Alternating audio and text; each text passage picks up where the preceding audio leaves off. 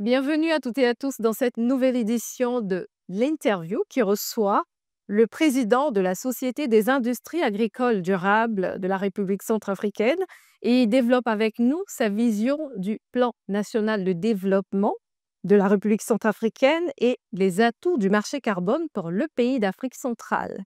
Monsieur Jean-Luc Tété, bienvenue sur Africa 24. Bonjour, merci de m'accueillir. C'est nous. L'Afrique possède un vaste, potentiel en crédit carbone grâce à ses forêts, à ses tourbières, mais elle ne capte qu'une petite fraction de ce potentiel, représentant environ 16 du marché mondial. Monsieur Tété, quels sont ou quel est, selon vous, le potentiel du marché carbone pour la République centrafricaine? Alors, les services rendus qui sont derrière traduits par le marché en termes de, de, de prix de marché de carbone sont extrêmement importants. Et c'est à nous de les faire, de les valoriser, d'en faire prendre conscience la communauté internationale et de pouvoir quantifier cet apport. La République centrafricaine, alors vous savez que le marché carbone, hein, il est extrêmement compétitif maintenant.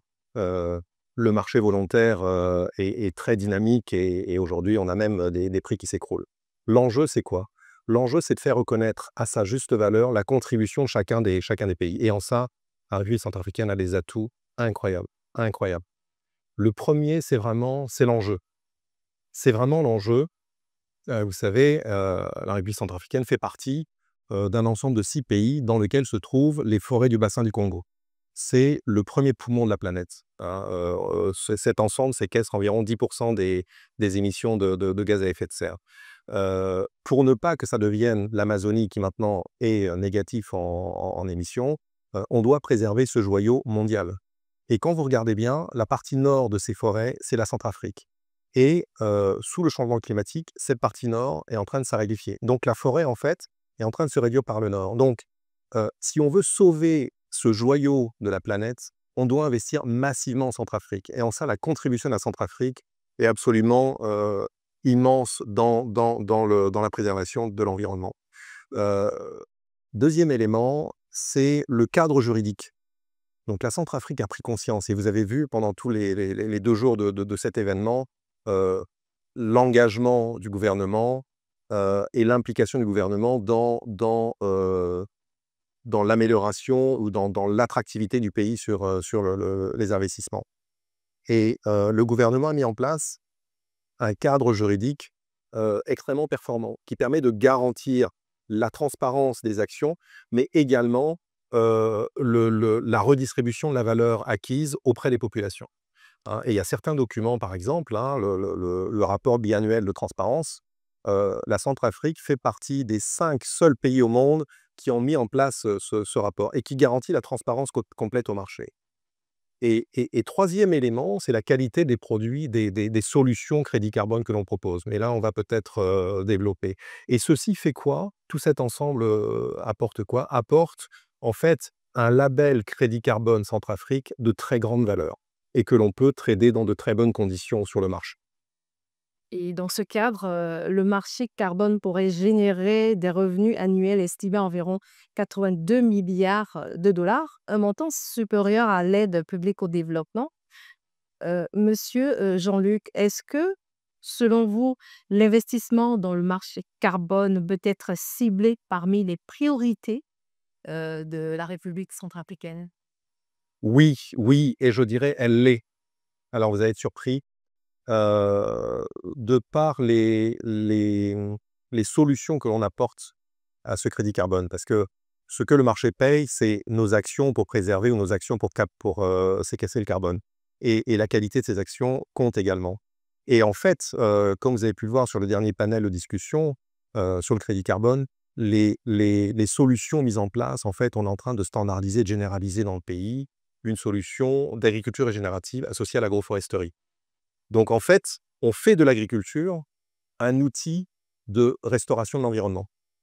Et c'est en ça que je dis que en fait, la priorité est déjà là. Le fait de de de de de diriger les investissements vers de l'agrobusiness et de l'agroécologie permettra de faire en sorte que cette activité-là devienne, en plus de sa rentabilité propre, génératrice de revenus complémentaires, crédit carbone, et ce sera l'outil de mise en œuvre de ces actions de crédit carbone.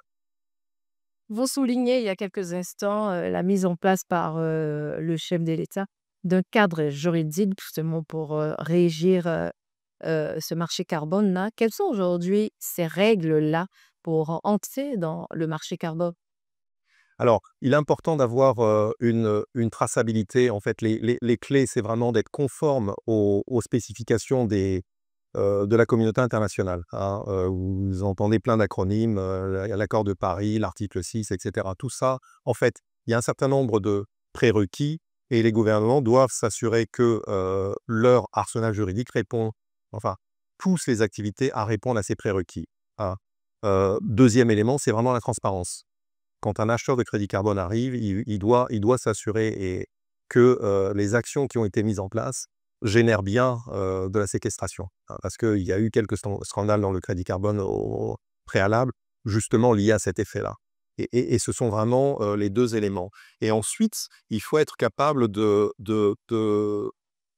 s'entourer des compétences, reconnues pour pouvoir, une fois qu'on a bien, identifié notre contribution à l'environnement, pour pouvoir bien le transformer en valeur économique. Et ça, c'est un métier. Ça s'improvise pas, c'est un métier complet et il y a des très bonnes maisons qui sont capables de le faire et c'est à nous de choisir le bon accompagnement pour être capable d'interfacer des acheteurs de bonne qualité. L'enjeu, c'est de sortir un peu du marché volontaire qui a vraiment été très dévalorisé. L'enjeu, c'est vraiment de faire de ce qu'on appelle du RED+ juridictionnel, c'est-à-dire d'avoir un crédit carbone de tellement bonne qualité qu'on peut le trader d'État à État. Et en termes de garantie, comment le pays, propose, comment je reprends la question. Et quelles sont les garanties que le pays propose, pour assurer les investissements dans le marché carbone? Alors, c'est déjà la promotion de l'activité qui est sur place, qui a été développée, qui est pionnière, hein, qui est pionnière. Heu, Quand on ce qu'on met en place, hein, comme standard, l'agriculture régénérative est associée à l'agroforesterie, donc notre société, la SIAD, a été pionnière dans cette activité. On a pris plusieurs technos qu'on a mis ensemble dans un système de production complet. L'un des points importants que je vous rappelais tout à l'heure, c'est non seulement de bien, quantifier l'apport, en valeur, mais également de s'assurer que la population en profite. Alors, cet outil de production, ce système de production qui est vraiment extrêmement performant financièrement et c'était la condition pour qu'il se standardise, heu, fait de l'agriculture un outil de restauration de l'environnement. Mais il fait également de l'environnement une contrainte qui devient un élément de performance pour l'agriculture. Concrètement, qu'est-ce qu'on fait? On fait de l'agriculture, il y a pas d'engrais, pas de labour et très peu d'irrigation. Donc nos coûts de production sont extrêmement faibles. Moyennant ça, les agriculteurs peuvent y aller et en ça et c'est la meilleure garantie qu'on apporte au marché, c'est que les espaces dégradés qui sont immenses, hein, les anciennes forêts qu'on a coupées, qui ont été dégradées, brûlées et cetera, on les transforme en espaces agricoles et on reboise et on transforme les agriculteurs en reboiseurs systémiques. C'est-à-dire, ils vont sur ces espaces, ils font de l'agriculture et en même temps, ils reboisent et là, vous avez un effet systémique et c'est la meilleure garantie, c'est, le fait que la population, je dirais, gagne 2 fois.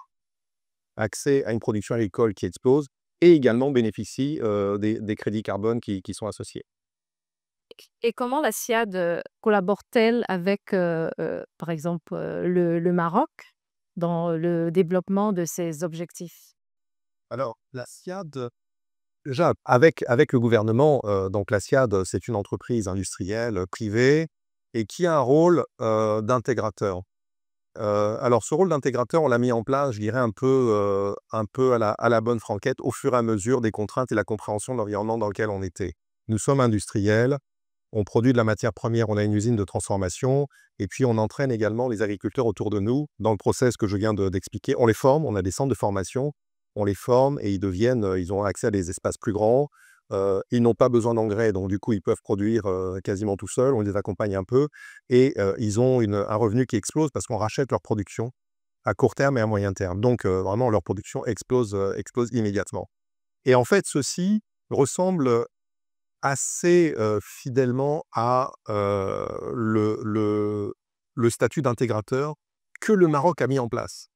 L'une des clés de décollage, de l'agriculture au Maroc, c'est le plan Maroc vert, certes, mais accompagné d'un outil qui était absolument, incroyable, d'efficacité dans l'organisation, c'est la législation sur les intégrateurs. Et en fait, on le pratique et le Maroc l'a légiféré. Donc c'est vraiment un des outils sur lequel, on peut coopérer pour prendre les bonnes pratiques dans les 2 sens.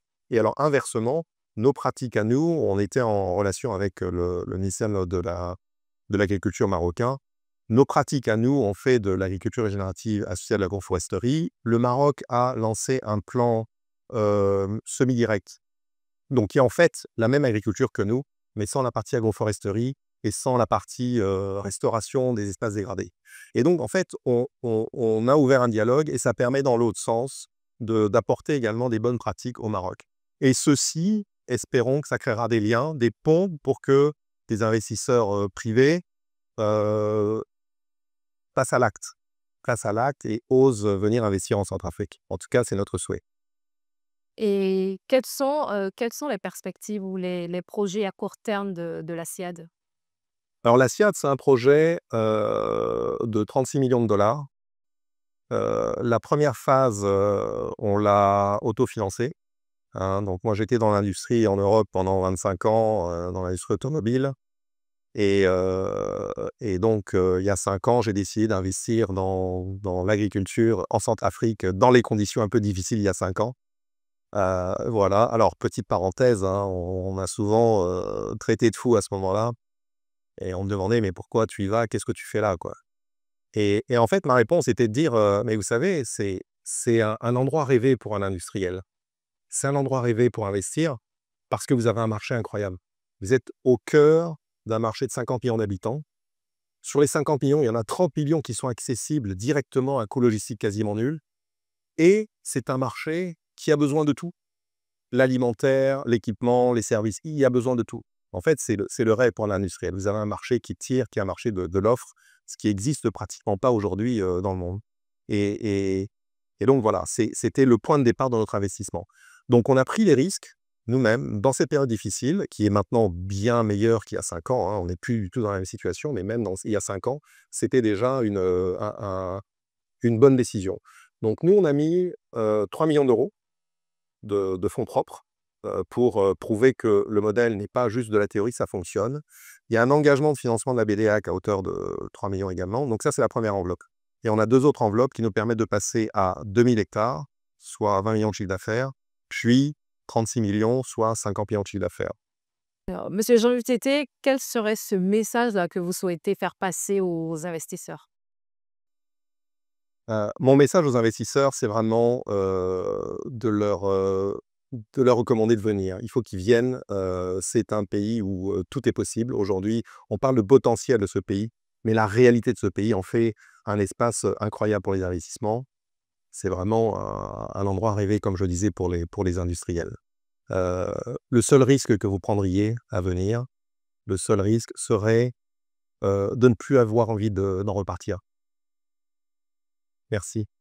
Merci, monsieur Jean-Luc Tété, président de la Société des industries agricoles durables en Centrafrique. Merci d'avoir été l'invité d'Africa 24. Merci beaucoup, merci de m'avoir reçu. Merci à vous de nous avoir suivis. Retrouvez l'intégralité de ce programme sur MyAfrica24 et africa24tv.com.